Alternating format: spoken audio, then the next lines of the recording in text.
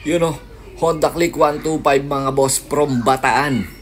From Bataan pa si sir. Ayan, pinuntahan tayo para maipatono yung kanyang motor.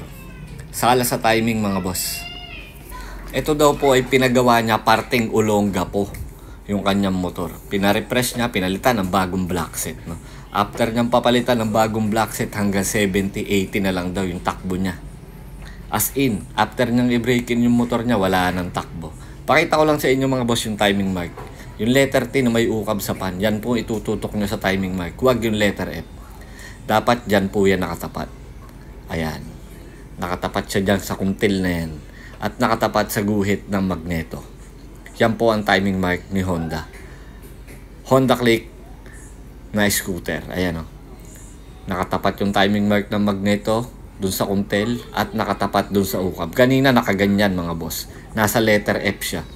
Kaya talon ng isang kadena yung timing kanina ni bossing. Kaya wala masyadong takbo, walang galit yung makina. As in, ayaw umar-PM ng maganda ng makina ni bossing. Itong pan naman na ito mga boss ay hindi mo maibabalik ng baliktad o at ng ibang pwesto. Meron niyang lang yan na specific na pwesto talaga. Yung pan ni Honda Click. Dahil may butas siya doon, may slot. Ayan mga boss. Pakita ko lang sa inyo yung timing mark dito sa head. Wag dito sa tuldok. Dito kayo magsesentro ng camshaft. Ang isesentro nyo yun. Yung kuntil na yung sa cams, dapat nakasentro yan dito.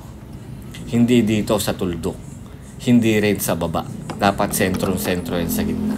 Para makuha nyo yung tamang top dead center ni Honda Click. At dapat vertical mga boss.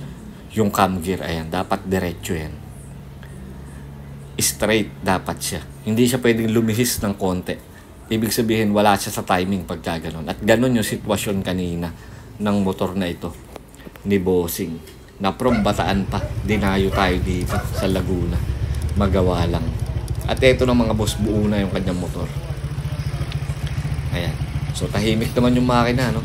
Wala naman akong problema dun sa dating gumawa. Siguro ay nagkamali lang talaga sa timing mark, no? Lahat naman tayo nagkakamali, kaya okay lang yun. At least ngayon na i-correct na namin yung pagkakamali na nagawa ng iba. So ito ngayon, pinapainit lang namin dahil nag-bleed kami ng coolant dahil nga tinanggal namin yung water pump. Mamaya testingin na ulit to at naway bumalik na yung ngiti ni bossing, no? From Bataan, napakalayo ni boss. Kaya ngayon pa lang ay sobrang salamat na sa tiwala. Hindi ko alam kung napanood lang tayo ni bossing o follower natin siya. Basta ang concern niya, yun na lang yung aking pinakinggan at yun yung ating itinama. Ayan. May galit na ulit. May RPM na ulit yung motor ni bossing. Napakalaki po no? Napakalaki ng epekto. Isang ngipin lang sa kadena, sa cam gear, sumablay. Malaking epekto na po yun sa takbo. Pinapainit lang natin yung motor ni boss para mamaya ay matesting na. At nagawa na nga rin pala ito ng ibang motor shop na check up na.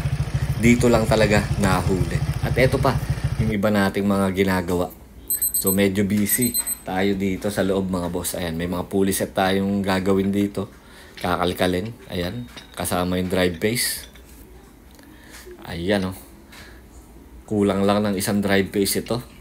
At 6 na bell. Natapos ng gruban. Ayan o, syempre o. Kagaya pa rin ng dati.